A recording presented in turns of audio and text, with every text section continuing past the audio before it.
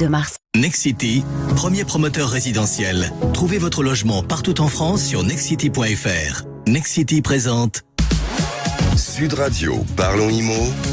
Sylvain Lévy-Valency. Et en tout cas, on parle de votre logement avec toute l'équipe de Sylvain Lévy-Valency et de Radio IMO, puisque nous sommes avec Bérénice de Villefloriot et Grégoire Darico. On parle mal logement aujourd'hui avec votre invité. Et oui, notre invité c'est Michel Fréchet, bonjour. Bonjour. Vous êtes le président de la Confédération Générale du Logement. C'est une association de consommateurs dans le logement, vous allez nous en parler. Une association fondée dans le sillage de l'appel lancé en 1954 par l'abbé Pierre. Oui. Et je rappelle quand même, je précise que vous avez dans une autre vie été psychologue et instituteur des écoles aussi. C'est important parce que voilà, on comprend d'où vient votre empathie et voilà votre envie d'aider les autres, d'être là au service des autres, pour la société. Alors une première question, justement, on parle de l'abbé Pierre. Il avait dit gouverner, c'est d'abord loger son peuple. Première question. En 2024, qu'est-ce qu'on peut dire concernant le logement des Français ? Alors, je vais vous faire une réponse qui va vous surprendre. Les statistiques de l'INSEE nous montrent que la grande majorité de la population trouve qu'elle est bien logée. Mais il y a une minorité qui est une minorité importante, qui n'est pas bien logée ou qui est logée dans des appartements insalubres, et c'est là où il y a problème. Mais en même temps, il y a un problème parce que vous avez parlé de l'abbé Pierre, on n'est plus dans les années 54.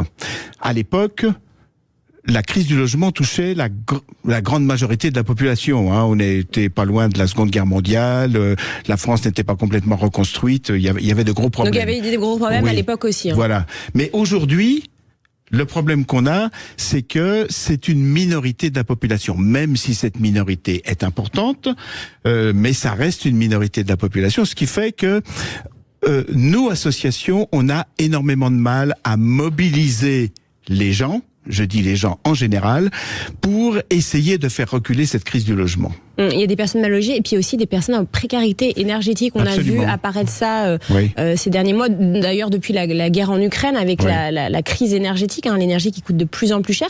Et c'est des constats quand même assez alarmants. 5,2 millions de foyers, c'est 12 millions de personnes qui sont en précarité énergétique. Alors ça va des personnes très très touchées aux personnes moins touchées, mais c'est quand même un fait important de société aussi. Non, c'est un fait important de société, c'est sûr. Et on peut dire que 18% de la population se trouverait en logement insalubre. Bon, alors c'est vrai que 18% c'est énorme, mais en même temps ramener aux 67 millions de Français, ça reste une minorité, et ça explique bien que la grande majorité de la population ne s'intéresse pas de trop à cette crise du logement. Mais la France, elle est régulièrement pointée du doigt quand même pour des résultats insuffisants dans sa lutte contre l'habitat indigne. Qu'est-ce que ça vous inspire ? Oui, ça ne nous inspire pas de bonnes choses.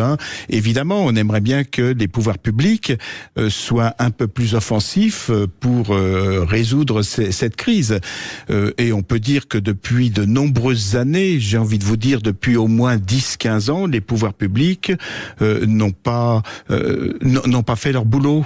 S'ils avaient fait correctement leur boulot, on n'en serait probablement pas là aujourd'hui. Mais ça fait longtemps que vous les alertez sur ce sujet. C'est pas un problème récent. On les alerte, mais bon, malheureusement, on n'est pas toujours écouté. On l'est dans certains cas, mais majoritairement, on n'est pas très écouté. Alors justement, là, vous parlez du gouvernement. C'est vrai qu'on a un nouveau Premier ministre depuis peu, Gabriel Attal, qui s'est exprimé sur le logement. Et c'est la première fois qu'un Premier ministre parle du logement dans son discours de politique générale à l'Assemblée nationale. Il a parlé de la notion d'urgence. Il a dit qu'il avait pris le problème à bras-le-corps. Il a dit qu'on allait aller chercher du logement avec les dents pour les Français. C'est la première fois qu'un Premier ministre se déplace aussi sur un chantier en construction pour le logement.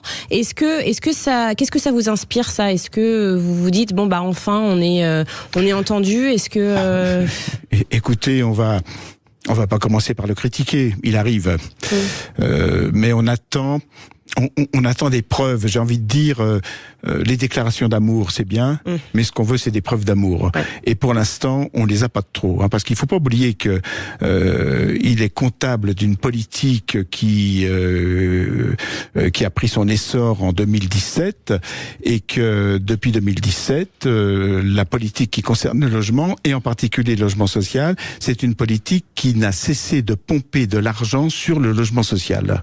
Et donc les résultats, on en parlera probablement tout à l'heure, les résultats de la construction, ils sont clairs, ils sont en berne et on peut même dire que c'est une catastrophe. Ah oui, ça on l'a vu, oui. Ouais. Les promoteurs alertent d'ailleurs sur le sujet. Alors on a parlé du coût de l'énergie qui flambe, la fin du bouclier tarifaire, les charges locatives aussi qui explosent, vous le savez bien, il y a beaucoup de plus d'impayés, notamment aussi dans le logement social, le manque de construction, vous l'avez dit. Alors vous avez de nombreux sujets à traiter à la Confédération générale du logement que vous représentez. L'hiver là est en train de se terminer. Où en sommes-nous pour le printemps? Voilà, quels sont vos gros chantiers du moment? Quels sont vos combats du moment? Alors, les gros chantiers du moment, ça reste pour nous le pouvoir d'achat et le nombre de logements mis à la disposition des gens qui n'en ont pas. Et là, on est en déficit, si vous voulez. Et j'ai envie de vous dire, on est en déficit chronique. Parce qu'on subit les conséquences d'une politique qui a été menée depuis des années.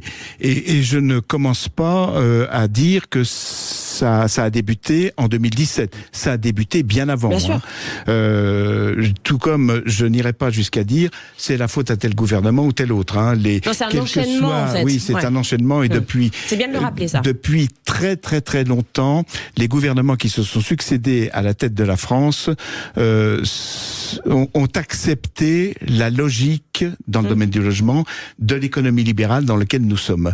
Et si on accepte cette logique, c'est-à-dire si l'État se retire du logement, et c'est ce qui s'est passé au cours des 20 dernières années, eh bien le résultat, il est là, il est une baisse de la construction et une crise du logement grave, parce que notre crise du logement actuelle reste quand même grave, même si ça touche une minorité de la population. Mais je rappelle quand même que dans cette minorité, il y a des étudiants, 12% des étudiants ont renoncé à leurs études, on le rappelle souvent sur Sud, mais c'est le cas, faut le dire, et il y a beaucoup de fonctionnaires aussi qui ne trouvent pas de logement. On a fait un événement ensemble, il y a des gendarmes qui n'arrivent pas à se loger, et c'est quand même dramatique, des gens, des Français qui travaillent, qui n'ont pas de logement. Et ça pose un problème aussi au niveau de la production et notamment de la production de la richesse nationale. Vous avez des gens qui viennent de province, par exemple, pour trouver du travail. Ils arrivent dans une métropole. On va prendre l'exemple de la région Île-de-France. Et puis, quand ils arrivent dans la région Île-de-France, mais ils trouvent pas à se loger. Résultat, ils retournent dans leur province natale et ils restent chômeurs parce qu'il n'y a pas de travail, etc. Donc, ça pose un problème économique. Et d'ascenseur social aussi. Également, oui, mais ça fait longtemps que l'ascenseur social n'est plus en place. Alors effectivement, le coût du logement, c'est ce que vous dites en substance, il a considérablement augmenté en France ces dernières années. Il existe cependant des alternatives pour des logements moins chers et qui proposent des solutions innovantes. Alors quelles sont-elles ? On peut parler de l'habitat participatif, des coopératives d'habitants, du bail réel solidaire, qui sont des produits dits alternatifs. N'oublions pas que ces produits-là sont ultra minoritaires. Bon. C'est des niches en fait. Oui. Est-ce que c'est des solutions qu'on doit développer dans le futur, ou est-ce qu'au contraire on doit se concentrer sur... Écoutez, l'habitat participatif, pourquoi pas ? L'habitat participatif, ce sont des personnes qui se regroupent et qui ont un projet immobilier en commun et qui doivent ensuite gérer l'habitat au quotidien. Bon, c'est très à la mode dans certains pays d'ailleurs. Oui, en France ça prend moins. En France moins, oui, ça dépend. Oui. Mais bon, alors j'ai envie de vous dire c'est mignon, mais en tout cas ça ne se développe pas en France. Il faut être clair. Mais parlons aussi de ça. On en parlait juste avant. Est-ce que c'est une bonne idée ou pas d'empêcher les couples de se séparer pour limiter la demande de logement ? C'est toujours une bonne idée, Jean-Marie.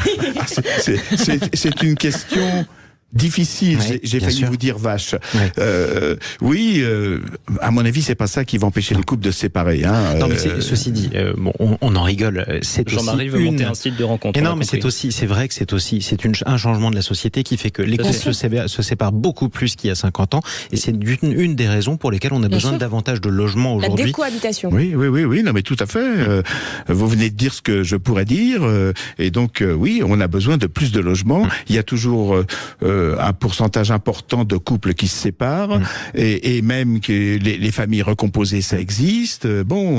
Il faudra construire plus de logements, et nos décideurs politiques depuis des décennies n'ont jamais tenu compte de ça. Effectivement. Merci beaucoup, Michel Fréchet. Merci Président infiniment. de la Confédération Générale du Logement. À suivre dans Parlons Immo, 0826 300 300. Vous avez posé pas mal de questions, cette semaine, sur le répondeur de Sud Radio. Quelles questions on a retenues, Bérénice, aujourd'hui? Eh bien, on parle de crowdfunding. Exactement, les cagnottes en ligne. Est-ce que ça peut aider dans l'immobilier? On en parle dans un instant. À tout de suite.